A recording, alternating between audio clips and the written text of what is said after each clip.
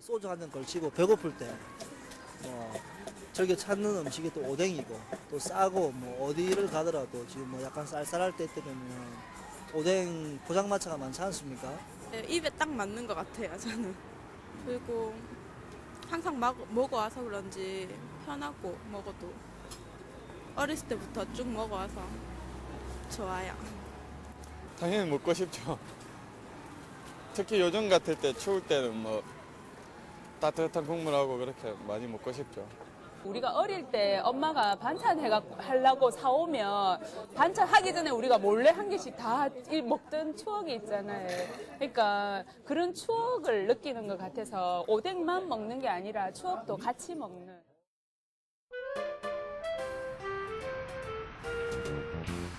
하루가 마감되는 시간. 일상을 벗어난 발걸음들이 쏟아지는 거리에는 또 다른 분주함이 시작됩니다. 따끈한 국물 맛이 그리워지는 저녁. 오뎅은 가장 먼저 사람들을 불러 모은다. 격식도 필요 없이 누구라도 부담 없이 먹을 수 있는 오뎅은 오랜 세월 동안 친근한 먹거리가 됐다. 오뎅으로 생업을 꾸려가는 시장통 사람들에겐 자신이 만든 오뎅을 먹어주는 이가 있다는 것이 삶의 활력이다. 이 남한 할매한테 팔아주면 정말로 내인데도 이렇게 팔아주는 사람이 있구나 싶어서 너무 고맙고요. 그래서 하루 조금 벌리면 주머니에면 기분이 좋고 살아갈 의욕도 생기고 그렇습니다.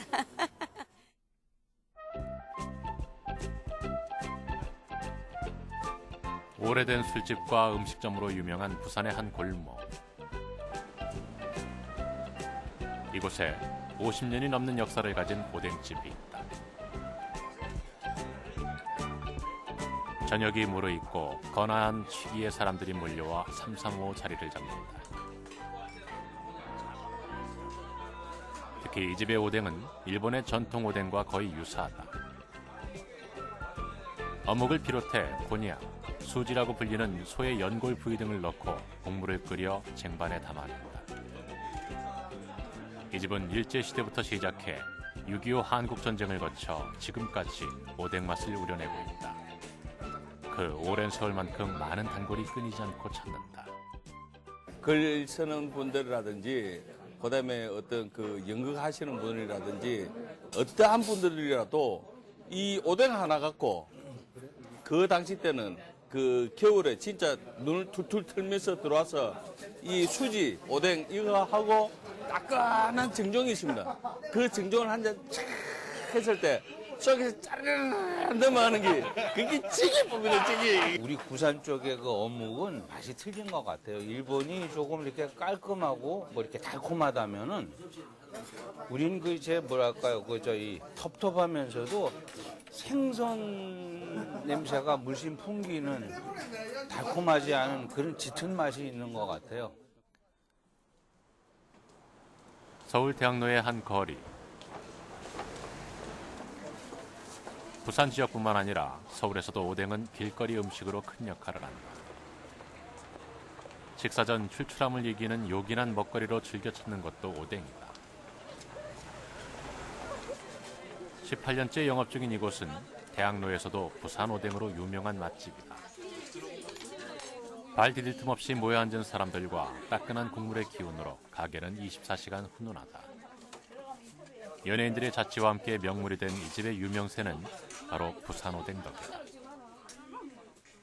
어묵이 딴 데는 좀 이렇게 불어있고 이렇게 먹으면 썰렁썰렁한 그런 게 있는데 이거는 쫄깃쫄깃하고 맛있는데. 저도 고향이 부산인지라 그냥 부산 오뎅이라는 게 더 정감 가고 더 자연스러운 것 같습니다. 그리고 서울에 왔는데도 부산 오뎅이라는 그런 이름을 걸고 하는 곳이 많아가지고 다른 곳보다는 그냥 지명이 들어간 거라면 부산 오뎅이 제일 나은 것 같습니다. 부산 어묵이라면은 그래도 부산은 어묵의 그 고장, 그 생산지로다 제가 알고는 있었죠. 그래서 우리 그 부산 어묵은 우리나라에서 그래도 제일로 알아주는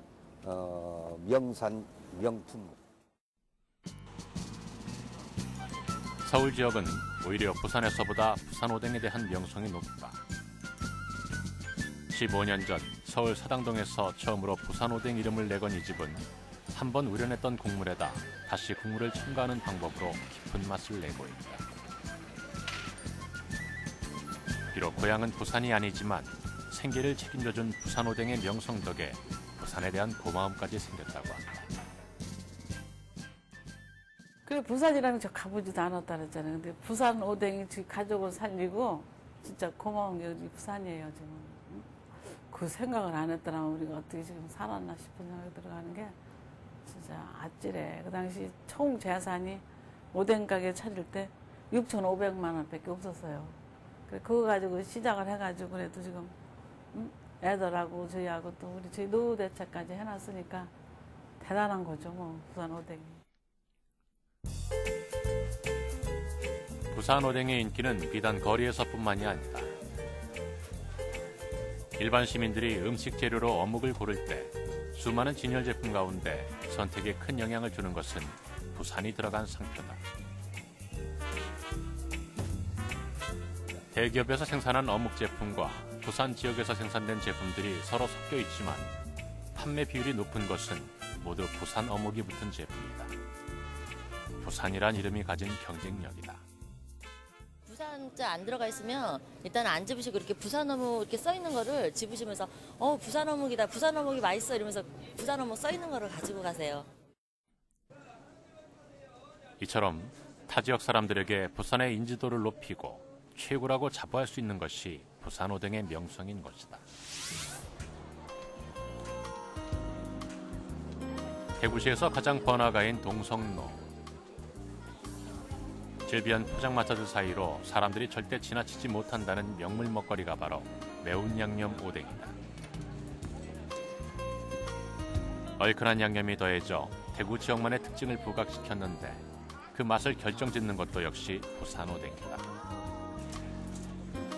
한기를 녹이려는 이들에게 매운 양념과 어우러진 부산 오뎅의 정겨운 맛이 발길을 사로잡는다. 근데 대구 사람들은 이 빨간 오뎅만 보면 먹어야 된다는 그 생각 자체를 가지고 계시는 것 같습니다.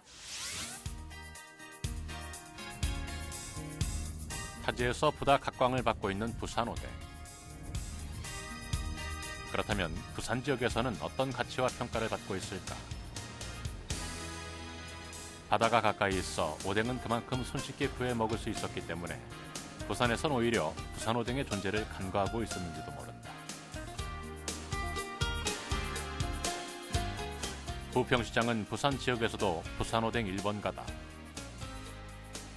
오래전부터 오뎅 골목으로 유명해서 부산 오뎅을 맛보고 살 수 있는 대표적인 시장거리다. 부평시장 골목은 다양한 형태와 맛을 지닌 오뎅이 지나는 사람들의 발길을 당긴다. 오뎅은 특히 60년대와 70년대를 거치면서 서민의 음식으로 큰 역할을 했다. 충분한 영양 섭취가 어려웠던 시절, 서민들에게 오뎅은 요긴한 먹거리였고 지금은 지난 시대의 향수를 불러일으키는 음식이 됐다. 옛날에는 그 단백질 섭취량이 상당히 적었었죠. 그래서 국민들이 단백질 공급으로서 수산물이 차지하는 비중이 상당히 높았습니다. 그래서 우리나라가 경제적으로 뒤처 있던 1970년, 80년대까지는 어묵으로부터 단백질 공급으로서 이렇게 큰 역할을 한 부분이죠. 특히 서민들은 손쉽게 구할 수 있고 또 쉽게 먹을 수 있는 그런 음식으로 각광을 받았죠.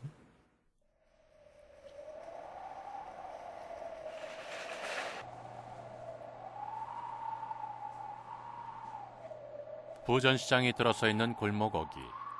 새벽 4시의 찬 기운과 함께 오뎅 공장의 하루가 시작된다. 오뎅 요리의 주 재료인 어묵이 바로 이곳에서 만들어진다.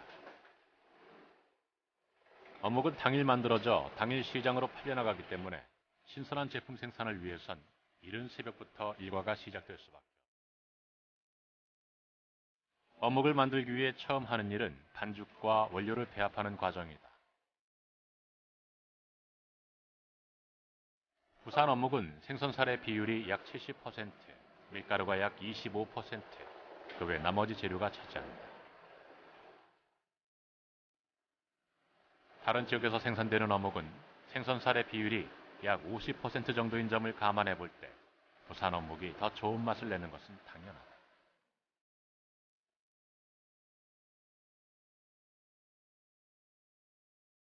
이 공장은 어묵을 만드는 공정에 있어 어느 정도 옛날의 방식과 작업 형태를 유지하고 있다.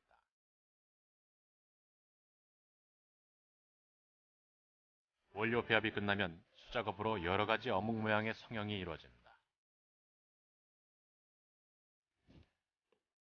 성형이 끝난 어묵은 채판에 얹어 쪄내게 된다.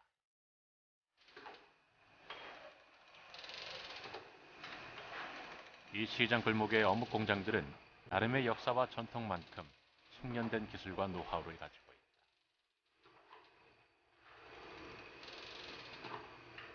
번거롭지만 아직도 수작업으로 일일이 어묵의 형태를 떠내는 것은 따끈한 손맛을 빚는 일이기 때문이다.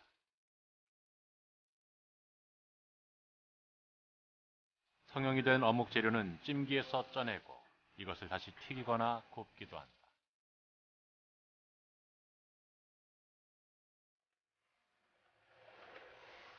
어묵 원료를 배합하는 과정에서 야채 등 다양한 재료를 넣어 맛을 더하기도 한다. 시중에서 흔하게 볼 수 있는 어묵 형태는 사각평 어묵과 봉어묵이라 하는 긴 원통 형태가 있다. 튀김 어묵을 만들 때는 탈유, 즉 기름을 제거하는 중요한 공정을 거친다. 유탕 처리를 하는 과정에서 어묵에 밴 기름 성분을 최소화하는 것이다. 어묵이 유탕, 탈유 과정을 거치고 나면 제품을 식힌 후 냉각시켜 포장을 한다. 그날 만든 어묵은 그날 판매해 어묵의 맛과 신선도를 유지하는 데 방부제 사용은 생산자와 소비자 모두에게 마이너스가 된다. 천연조미료하고 딱 고정된 것만 쓰지 뭐 변질 간다고 해서 뭐 이런 거 쓰지는 않거든요. 그러니까 항상 이 맛을 유지하는 거죠. 맛을 유지하고. 그리고 오늘 당일 생산해가 당일 팔아보고 이러니까 이 우리 공장이 지금 이렇게 살아남는 거예요. 완전히 장사꾼 오는 사람들만 상대를 하거든. 이렇게 만들어진 어묵은 동네 시장 골목에서 만나게 된다. 이 오뎅이 전통이 너무 오래되고 맛이 있어요. 사실 실제로 우리도 여기서 사 먹어보지만은 정말 맛있거든요, 그게. 가까이서 있으니까 좋지요, 그냥. 예. 그리고 뜨끈뜨끈해서 좋고 또 맛이 있고요, 또요. 예. 오랜 전통으로 빚어낸 부산 어묵과 오뎅이지만 시장이 점점 사라져가는 지금 오뎅과 어묵의 입지도 좁아지는 건 아닐까.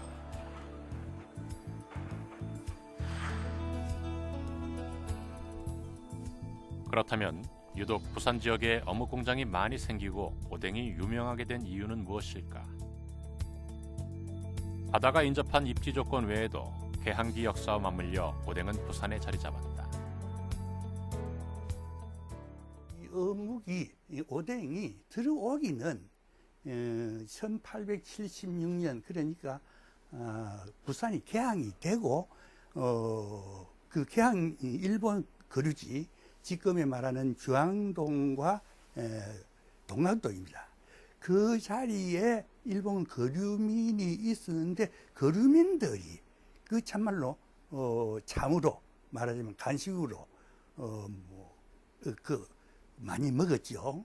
그러면서 부산에 더욱이나 일본 저쪽에서도 고기가 많습니다만 부산에서는 고기가 비교적 많단 말입니다. 그러니까 그 오뎅이 지난날엔 곡식이라든가 일반 채소 같은 것을 다지 엮는 그것보다도 고기가 많이 들어가. 지금에는 고기를 넣는 것이 오뎅이다 이렇게 생각합니다.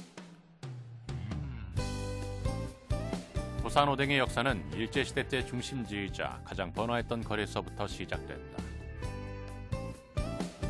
지금은 부산 데파트라는 건물에 들어서 있어 오뎅이 부산에서 처음 자리를 잡고 시장을 형성해 나갔던 흔적은 찾아볼 수 없다.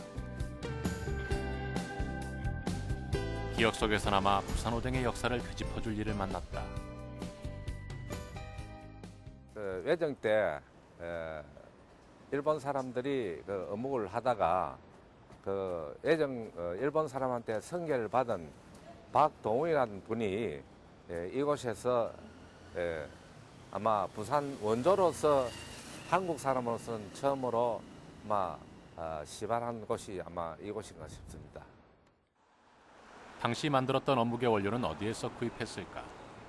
시청 그 뒤에 있는 그 건물이 우리 그때 그 당시 말로서는 큰도가라고 했습니다. 그게 제1 수산시장이었고 거기에서 우리가 원료 구매를 일체 다 했고 그 다음에 지금 자갈치 그걸 이제 그 당시는 작은 도가라 했는데 그 제2 말하자면 수산시장이 자갈치가 있었고 그랬습니다. 그런데 구매는 거의 다 우리 큰도가 거의 제1 수산시장에서 구매를 했습니다.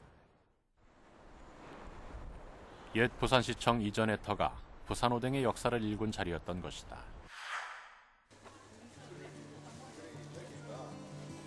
부평시장 골목은 한국인이 최초로 오뎅 공장을 설립했던 터전이기도 하다. 동광식품이란 회사가 이곳 부평시장 골목에 처음 세워지면서 부산 지역에 오뎅 공장이 확산되기 시작한 것이다.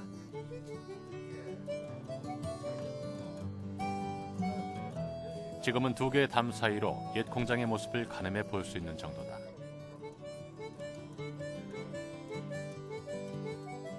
이상조 씨가 한국인 최초로 설립한 어묵공장 동광식품은 한공식품 창업주가 공장장으로 있었을 정도로 본격적인 부산 오뎅 제조 기술이 전수되어 명맥을 유지했던 곳이다. 당시에는 어묵 원료의 종류도 다양했다. 그 당시 말하자면 원료는 가장 많이 사용한 게 우리 조기 작은 거, 조기류. 그 다음에 이제 가재미, 그 다음에 이제 잡어류인데 잡어가 여러 가지 고기가 있습니다. 그 중에서 이제 빨간 고기, 아까무스 그런 거. 그리고 이제 그게 여러 가지 잡어였고, 그 다음에 그 당시 칼치가 조금 사용을 했습니다. 부산이 근대 도시로 발전하는 과정에서 부산의 어묵 공장들도 자리를 잡았다. 많은 공장이 세워지고 사람들이 몰려들면서 해방 이후에는 급속한 인구 팽창과 함께 어묵 공장도 자리를 옮겨가면서 부산 지역 곳곳에서 활성화된다.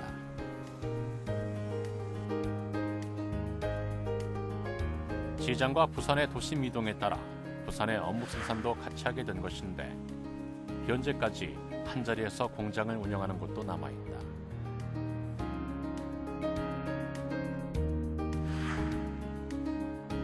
부평시장 골목의 어묵 공장들도 생산 활동이 활기를 띠기 시작하면서 1960년대부터는 부산 어묵을 파는 곳이 동네마다 확산되게 된 것이다.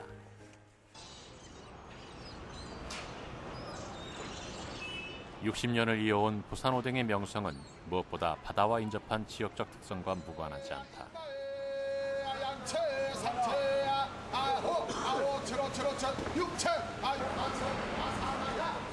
새벽을 깨우는 소리, 공동어시장의 경매 열기는 매일 한결같다. 새벽 바다에서 갓 올라온 신선도 높은 어류들이 바로 부산 오뎅의 원재료인 것이다. 고급 중에서도 치어가 있습니다. 칼치라든지 또는 작은 조기라든지 또 잡어라든지 이런 맛있는 고기를 선도 좋고 또 신선하게 방출되는 고기가 오뎅 공장으로 들어갑니다. 그러하여금 만들어진 고기가 맛이 제일 안 있겠습니까? 부산에서 만들어진 고기가 서울, 대한민국 전체를 제패할 수 있는 신선도 높은 오뎅으로 발돋움하고 있다는 것을 말씀드리고 싶습니다. 그날 잡은 생선들을 재료로 쓸 수 있다는 이점 때문에 부산은 타 지역에 비해 어묵의 원료로 생육을 많이 쓸 수 있는 강점을 지녔다. 반면 부산에 비해 생육을 구하기 힘든 타지에선 냉동 어육을 쓸 수밖에 없다. 선도 문제인데 다른 지역에서 만든 것보다 부산에서는 아무래도 유통기간이 짧기 때문에 선도가 좋을 수밖에 없어요. 그렇기 때문에 이제 부산 어묵이 조금 이제 각광을 받고 다른 지방에서 만들면 그 선도를 회복하기 위해서 이제 선도를 회복한다는 이야기는 선도가 나쁘면 탄력성이 안 좋거든요. 그러면 그 탄력성이 안 좋은 것을 보강을 하면은 어묵에는 이 탄력 보강제를 써야 됩니다. 근데 가장 대표적인 것이 이제 밀가루도 쓰고 뭐 전분도 쓰고 뭐 사실은 설탕을 써야 됩니다. 솔비톨 같은 이런 고가 안에 그걸 쓸 수가 없으니까요. 그러니까 이제 선도가 안 좋은 어묵을 가지고 만든 그런 저가 어묵 제품들은 뭐 밀가루, 뭐 떡 같은 그런 그 맛을 느끼는 것은 그럴 수밖에 없어요. 근데 밀가루를 섞는 데서 나쁜 건 아닙니다. 나쁜 건 아닌데 원료의 그 비율이라든지 또 선전대로의 어떤 영양가라든지 또는 관능성이라든지 이런 거는 기대할 수가 없죠. 그렇기 때문에 이제 부산은 그런 걸 좀 적게 써도 이게 원하는 그러한 그 탄력성을 얻을 수 있기 때문에 저는 뭐 부산이 다른 지역의 어묵보다도 품질이 좋을 수밖에 없는 그런 운명에 있다 이렇게 보는 거죠. 부산 어묵이 가진 또 다른 강점은 신선한 양질의 재료와 함께 축적된 생산 기술과 노하우가 있다는 것이다. 이 업체는 부산의 다른 지역에 최신식 공장과 설비도 갖추고 있지만 본토인 이곳에서 옛날 방식으로도 어묵을 만들고 있다. 숙련된 기술자의 손끝에서 만들어진 손맛은 타 지역에서 흉내낼 수 없기 때문이다. 첫째, 좋은 재료, 그리고 기술의 노하우, 그리고 이런 시설, 이런 게 부합이 돼야만이 좋은 상품이 생산되는 거지. 아무렇게나 그런 똑같은 원료를 가지고 생산을 해도 그 기술의 노하우에 따라서 음식이 손맛에서 틀리듯이 그런 틀린다는 게 그 우리의 자부심이라고 그렇게 생각합니다. 이 업체는 어묵을 보다 효율적으로 생산하기 위해 시설을 현대화했다. 생산 시설이 첨단화되고 원료 수송이 쉬운 곳으로 공장들이 이동하는 추세 속에서도 여전히 원료를 배합하는 숙련된 기술력은 큰 경쟁력이다. 그러니까 찰기가 날 수 있도록 그렇게 이제 그 잘 배합을 해야 그게 이제 노하우입니다. 잘 배합을 해야 되고 그런 그 배합 그 기술 그 뭐 어떻게 보면 뭐 숙련이라 할 수도 있겠습니다만은 그런 기술이 아마 부산에 있는 막 그 숙련공들 내지는 기술자들이 막 그런 걸 가지고 있지 않나 이렇게 생각도 듭니다.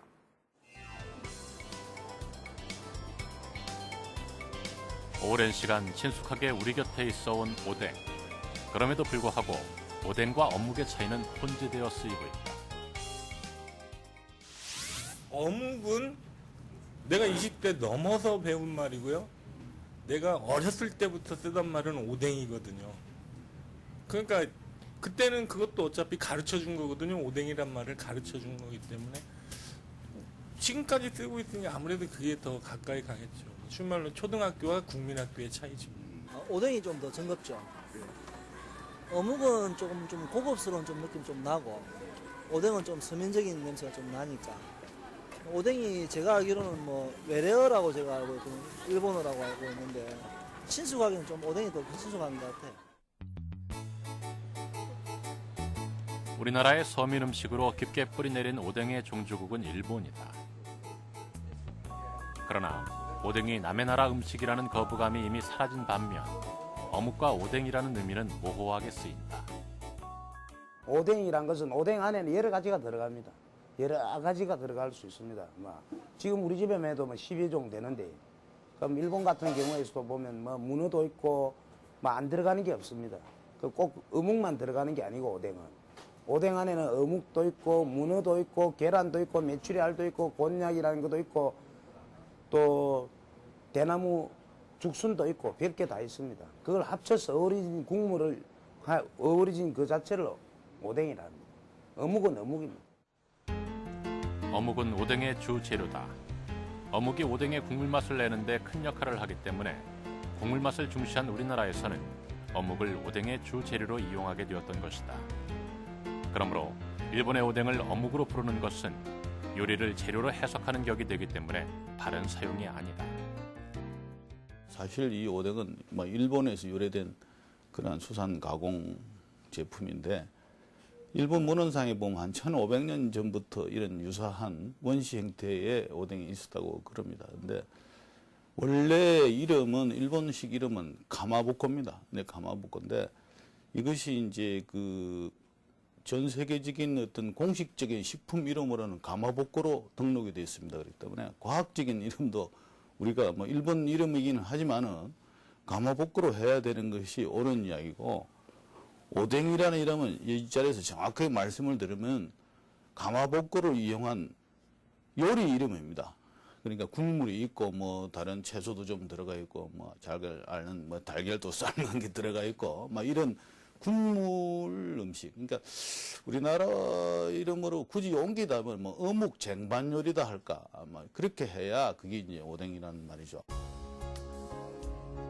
흔히 길거리에서 먹을 수 있는 오뎅의 형태 역시 끓여서 국물과 함께 먹기 때문에 어묵이 아니라 오뎅이라고 부르면 큰 문제가 되지 않는다. 일본 오뎅은 주로 가다랑이 풀을 이용해 국물 맛을 낸다. 반면 우리나라는 오뎅 국물을 내기 위해 일반적으로 멸치 육수를 우려낸다. 우리 입맛에 맞게 변화시킨 것이다. 메르치를 약간 볶아가 믹서에 갈아가지고 물로 볶아 갑자기 안 오르나 그래서 조금씩. 이미 한국인의 식성에 맞게 변형돼 옛맛을 추억하는 요리로 정착된 오뎅. 업계에서는 오뎅과 어묵이란 말을 어떻게 쓰게 됐을까? 불과 오뎅이 어묵이라는 개념으로 바뀌기까지는 불과 한 20, 30년 분이 안 됐습니다. 그 전에는 오뎅으로 다 통했고, 그 전에 이제 식품위생법이 70년도 발이 되고 나서 이 오뎅의 개념을 오뎅이라고 이제 그 허가 조건에 못 넣었기 때문에 저희들이 그때 고기떡 또는 생선묵 이렇게 또 부른 적이 있었고, 이게 한 30년 정도 돼 가지고 아마 어묵이란 말이 그때부터 이제 서서히 시작하기를 했습니다. 그런데 과거 우리의 역사에도 어묵과 유사한 형태의 음식이 있었다는 것을 찾아볼 수 있다. 일본의 가마복고, 즉 현재 찐 어묵을 만드는 방법과 유사한 형태다. 이 요리는 조선조 숙종시대 때 선보였는데 흰살 생선을 갈아 찰지게 친 다음 쪄내는 방법으로 만들어진다.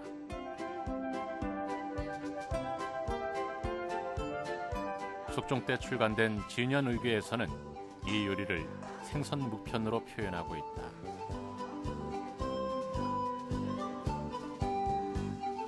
쪄낸 재료는 형태를 잡아 자른 다음 양념장을 찍어 먹었던 것으로 보인다. 숙종 45년에 출간된 진연의궤란 책에 보면은요, 그 생선을 이용을 해서 오늘날의 어묵 형태인 생선묵편이라는 요리가 나오고 있거든요. 그래서 그 재료를 살펴보면은 생선에 전분과 간장 그리고 참기름을 넣어서 차지게 치댄 다음에 아마 잣가루를 섞은 간장에 찍어 먹었을 것으로 짐작되는 그런 재료들이 나오고 있습니다. 그래서 오늘날 일본의 그 가마복고라고 하는 그 어묵과 우리나라에도 유사한 어묵이 있었지 않았나라고 생각이 됩니다. 생선 묵편은 현재 찐 어묵과 유사한 형태로 볼 수 있는 요리인 것이다. 어묵을 만드는 재료 가운데 가장 중요한 역할을 하는 것은 생육이다. 요즘엔 생육의 재료가 되는 어류들을 예전에 비해 구하기 힘든 상황으로 변했다. 그에 따라 생육 재료들이 점점 귀해지면서 부산 지역에서도 생육을 만드는 곳은 몇 군데에 불과하다. 어묵에 들어가는 생육은 머리 부분과 내장을 분리하는 작업이 이루어진다.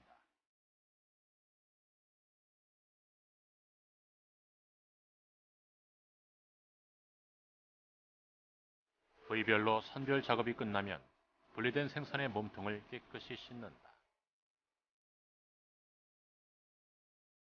생육 재료들은 다른 방법으로 조리를 해 먹는다 해도 맛에 이상이 없을 만큼 상품이다. 생선을 씻어내고 나면 잘게 으깨는 과정이 이루어진다.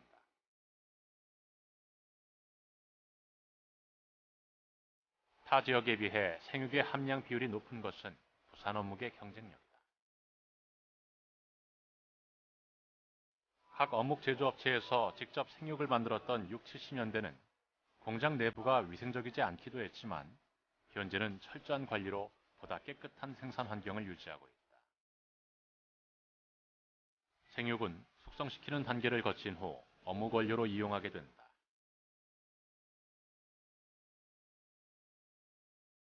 생육의 물기를 빼고 숙성을 시키는데 생선살에 포함되어 있는 지방 성분을 없애고 순수한 단백질만 추출하는 과정이다.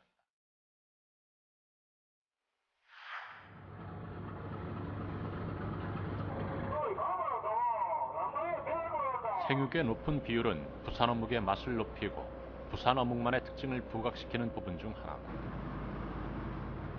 그렇지만 수산 어획고가 줄면서 자원화 경쟁이 치열해져 생육의 가격 또한 높아졌다.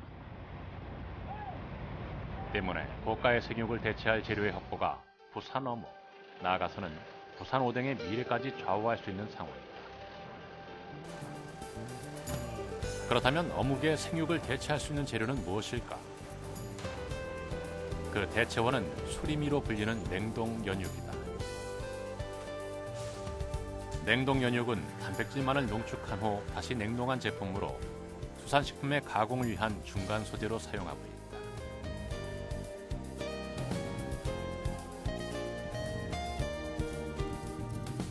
냉동 연육 제조에 쓰이는 것은 주로 명태나 조기 같은 흰살 생선이다.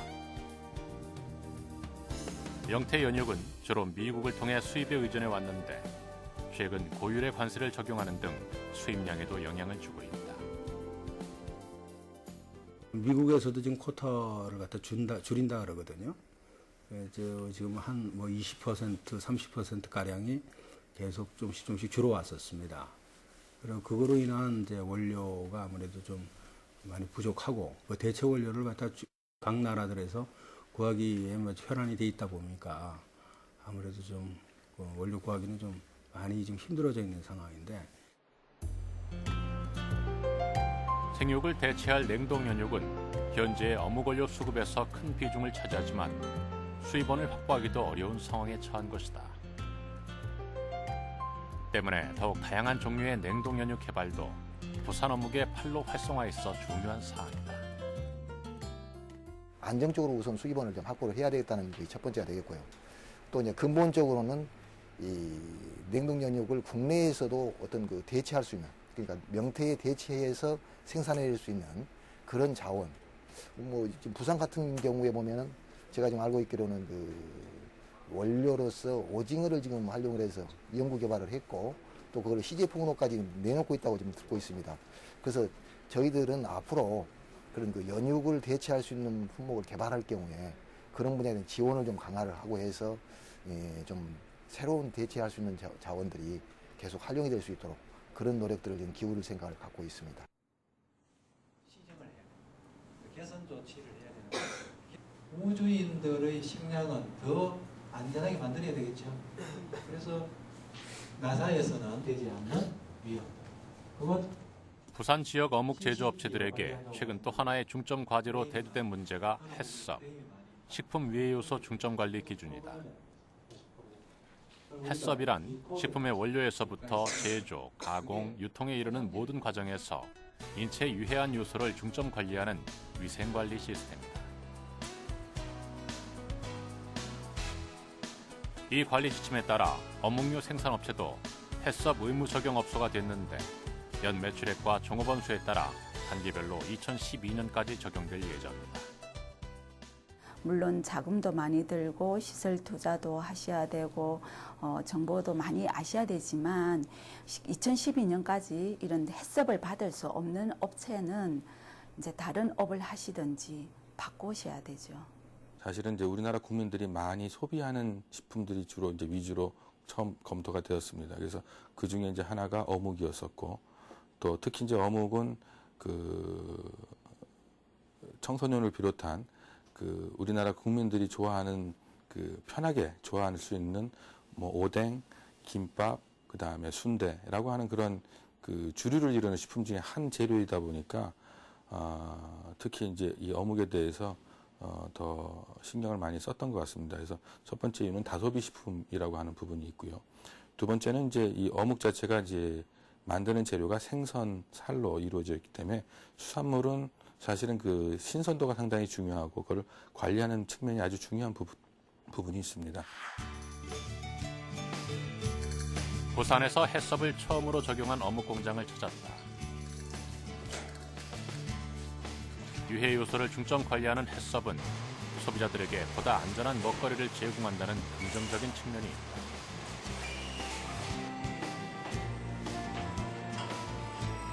공장은 위생적으로 생산된 식품이라는 것을 햇섭을 통해 보장받는다.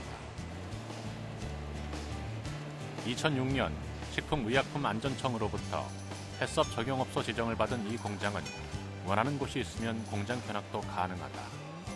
생산 과정이 그만큼 자신감 있고 신뢰받는 수준인 것이다. 햇섭 적용 기준을 맞추기 위해 이 어묵 공장이 갖춘 제조 시설과 설비를 살펴봤다. 모든 작업은 지정 장소에서 철저한 위생 관리를 통해 이루어진다. 모든 재료와 첨가제는 정량을 정확하게 포장해둔 상태에서 배합한다. 사람의 손이 직접 닿는 것을 최소화하고 대량 생산을 위한 위생 설비와 첨단 자동화 설비를 도입했다. 어묵류 제조업체에서 발생할 수 있는 위해 요소는 일반 세균이나 대장균 등의 미생물학적인 요소가 있다. 화학적 유해 요소로는 기준에 적합하지 않은 보존료 사용이나 타르색소 검출 등이다. 자동화 설비는 대량 생산뿐만 아니라 제조 공정에서 오염물을 줄여준다. 튀김류도 인체 유해성을 없애기 위해 각별한 관리를 한다.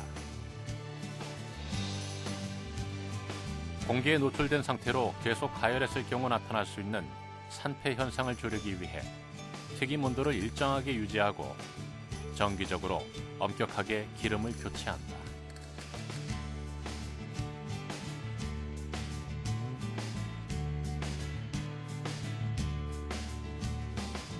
기계 설비에서부터 튀김 기름의 사용까지 각 공정별로 위해 요소를 제거하기 위해 세심한 관리를 하는 것이다. 공정 설비마다 덮개를 설치한 것도 생산 과정에서 연기 등으로 인해 발생할 수 있는 오염을 막기 위한 것이다.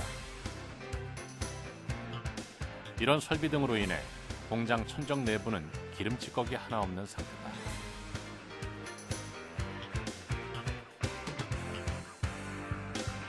어묵을 튀긴 후 충분한 냉각과 타류 처리를 하는 것도 자동화 기계가 담당한다. 어묵 생산에 있어서도 햇섭 적용으로 인해 원료 배합에서부터 생산, 포장, 검사 과정까지 가장 위생적으로 생산할 수 있는 시스템을 갖추게 된 것이다. 타류된 상태의 어묵이 다른 설비로 옮겨지면 어묵을 식히는 과정이 이루어진다. 냉각기에서는 어묵을 식히는 동안 온도차로 인한 열기가 뿜어져 나온다. 컨베이어로 자동 이동된 어묵들이 냉각기 위에서 대량으로 보다 빠른 시간 안에 식혀진다. 냉각이 이루어지는 한편에서는 어묵의 모양과 크기, 두께 등이 일정한지를 살펴보는 검사가 진행된다. 이처럼 모든 생산 공정에서 인체에 유해한 요소들을 중점 관리한다는 햇섭의 도입 취지는 무엇보다 소비자의 신뢰를 얻기 위한 것이다. 최종적으로 어묵 속의 금속 가루나 이물질 등의 포함 여부까지 검사하게 되면 생산된 어묵은 비로소 포장 단계로 보내질 수 있다. 예, 보다 안전하고 위생적인 제품을 생산하고자 햇사업을 도입하였습니다. 많은 시설 투자와 시간은 소요되었지만 소비자에게 신뢰감을 주고 안전한 먹거리를 제공한다는 자부심을 가지게 되었습니다. 우리나라 어묵 시장은 연 매출액이 3천억 원 정도. 그런데 이 중 대기업 3사의 매출이 30%를 차지하고 나머지는 중소업체들의 몫이다. 중형 업체들도 있지만 대부분 규모가 작은 소형 사업장으로 특히 부산에만 100여 개 어묵 제조업체가 있다. 햇섭을 적용할 경우 대기업들은 어묵 시장에서 점유율을 높일 수 있는 기회인 반면 모주인들이 먹을 수 있을 정도의 까다로운 규정을 적용하는 현실에서 부산의 소규모 어묵 제조업체들은 막대한 시설비 투자가 어려워 문을 닫아야 하는 상황인 것이다. 이에 따라 소규모 어묵 생산업체가 밀집된 부산의 경우 생산 여건에 맞는 햇섭 모델 개발의 필요성이 제기되고 있다.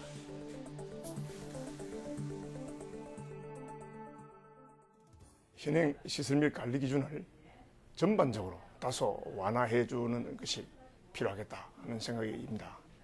그리고 특히 소규모 업체들에게는 소규모 햇삽이나 간이 햇삽 또는 햇삽 업무 적용 대상에서 제외하는 등 이원화하는 방안이 또 검토가 절실합니다.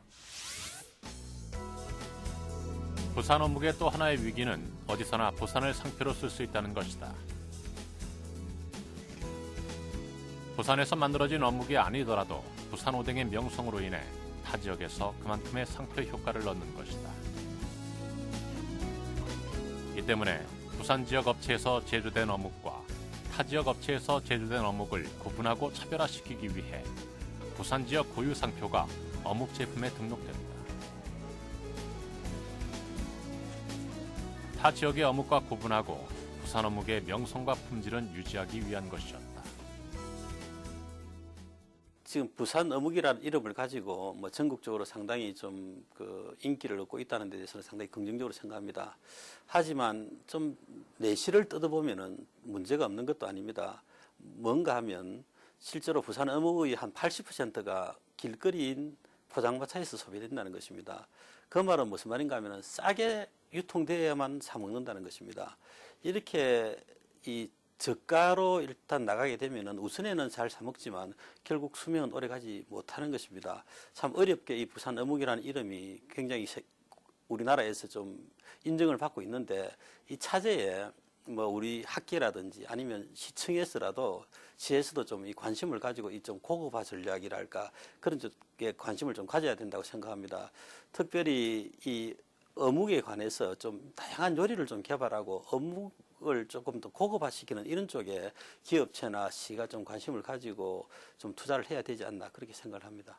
우리나라와 같은 이런 오뎅의 형태는 사실 일본과 아주 유사할 수 있지만 또 그 안에 또 우리나라에서 정착된 형태의 또 어떤 또 다른 하나의 식문화를 갖고 있기 때문에 이 부분을 사실은 좀 잘 살릴 필요가 있고 이 다음에 어떤 뭐 최근에 그런 한류 열풍이 불어서도 그렇지만은 이런 어묵에 대한 우리나라의 어떤 이용한 이런 조리법이나 이런 부분들을 잘 알려가지고 외국에도 우리나라의 그러한 것들을 소개할 수 있는 그런 노력도 필요하고 단순한 그런 어묵의 형태에서 좀 더 고급화되고 좀 더 다양한 형태로의 그러한 어묵을 개발에 대한 노력도 현재로서는 아주 절실하다고 보여집니다.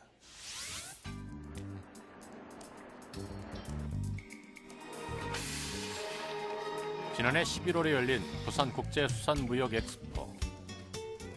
세계 26개국 213개 업체가 참가한 이 행사는 우리나라 대표적 수산기업과 미국, 일본, 노르웨이 등 세계 수산 선진국의 기업들이 참가해 다양한 판촉 활동과 더불어 수산무역의 활로를 개척하는 자리였다. 이 행사에서 부산 어묵도 선을 보였다. 특히 명품급의 부산 어묵이 선보여 맛과 품질 면에서 뒤지지 않는 부산의 위상을 과시했다. 부산 어묵은 부산 명품 수산물로 지정되면서 브랜드로서의 가치도 평가받고 있다. 서울에 있는 아이들이 그 안동에서 고등어가 나는 줄 알고 있을 정도로 막 그렇게까지 이제 브랜드가 키우고 있는데 부산은 그런 자각이 없었거든요. 그래서 예를 들어서 이제 저희 어묵 같은 경우에 전국에 가서 먹으면 전부 다 부산 어묵을 찾는데 실제는 우리는 부산 어묵에 대한 저희 자료도 없었고 관리도 전혀 지금 되지 않은 게 현실이거든요. 그래서 최근에 와서는 여러 가지 업계 재편 또는 업계 어려움 이런 것을 감안해서 저희들이 우리 나름대로 어떤 브랜드를 키우고 저희들 제대로 이제 가공업체를 한번 육성해보자. 그런 차원에서 저희들 명품이라는 이런 제도를 가지고 지역에서 나거나 또는 가공되는 제품을 대상으로 이런 것을 시행을 하고 있습니다. 이번 행사에서 또 하나의 관심은 어묵의 본고장인 일본 나가사키시에서 전시 부스를 연 것이다. 특히 일본 어묵은 어육의 비율이 90%가 넘을 뿐 아니라 단일 어족으로 만든 어묵 등으로 특성화하고 있다. 높은 품질과 다양한 종류의 어묵을 생산해내며 오뎅 종주국의 명성을 높이는 것이다.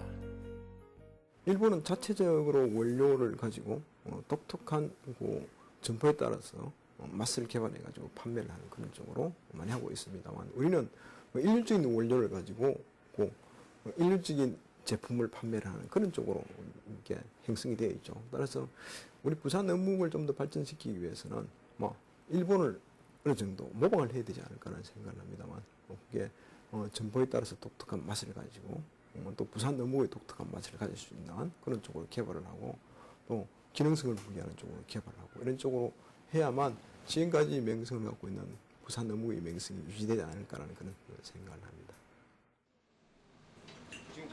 최근 부산 서면에는 일본 나가사키시에서 온 사람들이 만든 오뎅 가게가 문을 열었다. 일본 본토의 오뎅 맛을 선보이기 위해 한국 오뎅의 본거지라 할 수 있는 부산까지 진출한 것이다. 일본 오뎅 고유의 맛을 내세워 이미지를 인식시키려는 오뎅 종주국 일본. 부산 오뎅 60년의 전통을 새롭게 개척해 나가야 할 부산 지역에 자극을 주는 움직임이다. プサンの美味しい鮮度のいい魚をですね長崎と同じように、皆さんに食べていただきたいとそうすることによってプサンの食文化ももっとバラエティが広がって、全国からねまたプサンにも、人が来るんではなかろうかそれがお互い長崎の観光活性化にもなるしプサンの観光活性化にもなると 이러한 움직임에 부산의 어묵업계는 어떤 대응을 하고 있을까? 이곳은 어묵의 다양한 원료를 사용하고 어묵의 포장 상태를 차별화한 전략을 내세웠다. 지금 건강 지향의 어묵을 만들기 위해서는 들어가는 첨가물이 순수해야 된다고 생각합니다. 순수하고 자연 천연적인 조미료를 만들어야 돼요. 그 조미료를 만들기 위해서 저희들은 저희 회사에서 조미료를 개발해가지고 어묵에 첨가하고 있습니다. 건강에 눈을 돌리는 소비자들의 욕구에 맞춘 어묵 생산도 필요하다. 찌거나 구운 형태의 어묵이 더욱 많이 소비될 수 있는 환경을 조성하고 건강식으로서 어묵이 활용될 수 있는 계기를 확대해 나가야 하는 것이다.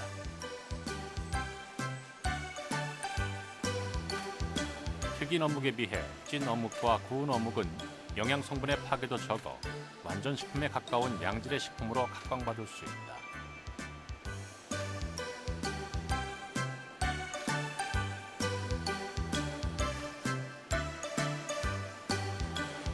다양한 세대의 입맛을 잡을 수 있는 어묵 생산도 시장을 개척하는 한 방법이다. 이곳은 어묵과 떡을 합친 제품을 개발해 특허를 받았다. 떡하고 어묵하고 혼합을 하면은 애들도 많이 사랑해주지 않겠느냐, 그리고 잘 안 먹어주겠느냐, 그래서 다시 만들어봤습니다. 어묵의 포장 방법에 대한 고민도 이뤄지고 있다. 공기를 주입하는 포장 방법에서 살균과 멸균까지 거친 완벽한 포장을 함으로써 유통기간도 10일에서 30일로 길어지고 있다. 새로운 포장법으로 길어지는 유통기간, 이것은 곧 해외로까지 부산 어묵이 수출될 수 있다는 말이기도 하다.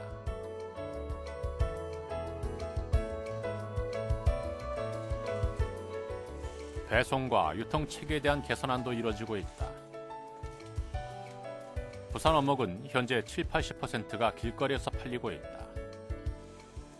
생산 공장에서 대리점으로 판매돼 단위별 시장으로 유통되는 구조에서 택배와 인터넷을 이용한 배송 체계를 갖춘다면 지금보다 효율적인 유통 구조망을 가지게 될 것이다. 부산 어묵의 활성화를 위해 필요한 또 하나는 다양한 세대에 맞는 새로운 음식 개발이 필요하다는 것이다.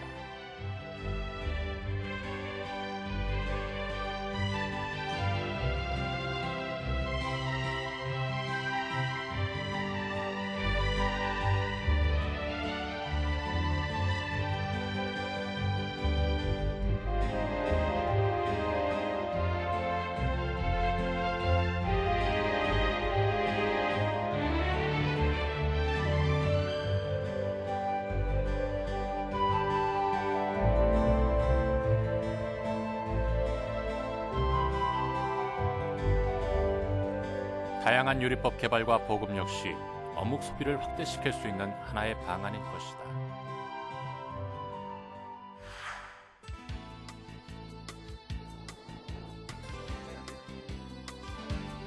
신선한 바닷바람의 냄새가 배어있고 항도 부산의 역사와도 함께한 부산 오뎅. 지역 명산물로서의 가치를 높이기 위해 부산 오뎅의 역사를 알 수 있는 거리를 조성하는 등 부산 오뎅의 전통을 이해할 수 있는 장을 만드는 노력도 필요하다. 아직 남아있는 부평동 골목은 부산 오뎅 박물관으로 건립해 많은 사람들이 부산 오뎅의 역사와 의미를 되짚을 수 있도록 하는 것이 필요하다.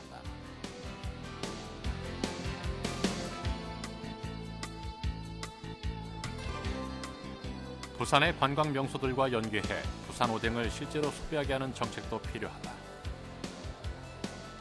부산을 오면 반드시 찾게 되는 먹거리, 부산의 대표적 상품이자 브랜드로 부산 오뎅의 위상을 끌어올리는 것이다. 많은 나라들이 있습니다만 특히 우리 가까이 있는 중국 시장이 상당히 큰 시장이라 봐지는데 그들의 입맛에 맞도록 좀 더 개발해서 또 많은 소비를 창출해야 된다. 특히 우리 지금도 미국이나 카나다나 호주나 또 우리 교민들이 가 있는 곳에는 옛날에 향수를 잊지 못하고 어묵을 일부 수출하고 있습니다만 이제는 우리도 국내에서 소비만 생각이 아니고 수출까지도 생각을 하는 그런 먼 미래를 보고 많은 준비가 있어야 되겠다 하는 생각을 해봅니다. 부산 오뎅을 소비하는 과정에서도 좀 더 위생적인 방법으로 환경을 개선할 필요가 있다. 주로 길거리 음식으로 각광받는 오뎅은 많은 사람들이 동시에 먹게 된다. 이 과정에서 위생적인 장치를 마련하고 여러 사람을 배려하는 형태의 먹거리가 된다면 오뎅이 있는 골목은 국물 한 모금으로 인해 수산했던 몸과 마음이 녹는 소시민들의 낭만의 거리가 될 것이다.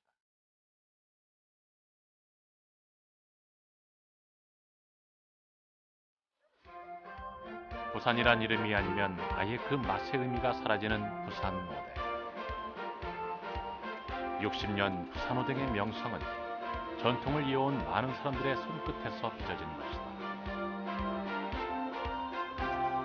부산의 자존심을 높이는 대표적 상품이자 브랜드가 된 부산 오뎅.